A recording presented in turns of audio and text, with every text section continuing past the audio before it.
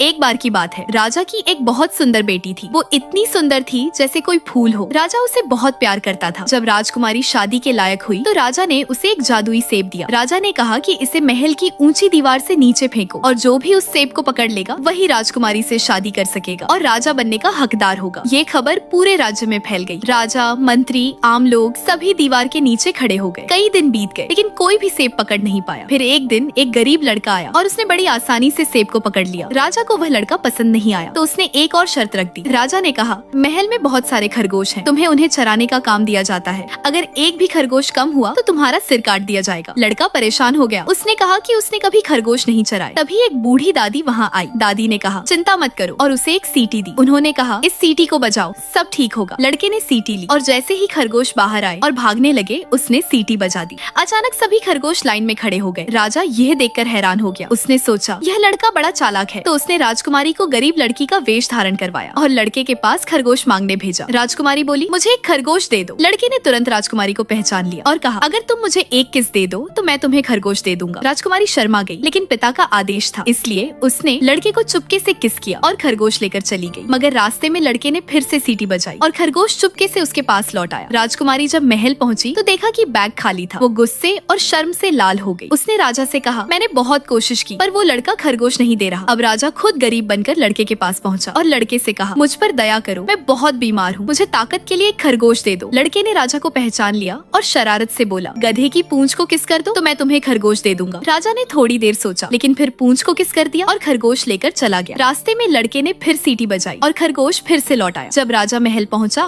तो उसे पता चला कि वह भी बेवकूफ बन गया है। शाम को लड़का सारे खरगोशों के साथ वापस महल लौटा। एक भी खरगोश कम नहीं था, पर राजा अभी भी हार मानने को तैयार नहीं था। उसने एक थैला दिया और कहा, इस थैले को झूठ बोलकर भर दो, साथ में मंत्री और दरबारी गवाह के तौर पर बुला लिए। लड़का बोला, जब मैं खरगोश चरा रहा था तब राजकुमारी मेरे पास आई और मुझे किस किया। राजकुमारी यह सुनकर बहुत शर्मिंदा हो गई। फिर लड़का बोला, बाद में राजा भी आया और गधे की पूंछ को किस किया। राजा जल्दी से बोला, बस करो, थैला भर गया, अब और मत बोलो। इस तरह लड़के ने अपनी होशियारी से राजकुमारी से शादी की और राजा बन गया और दोनों खुशी खुशी रहने लगे।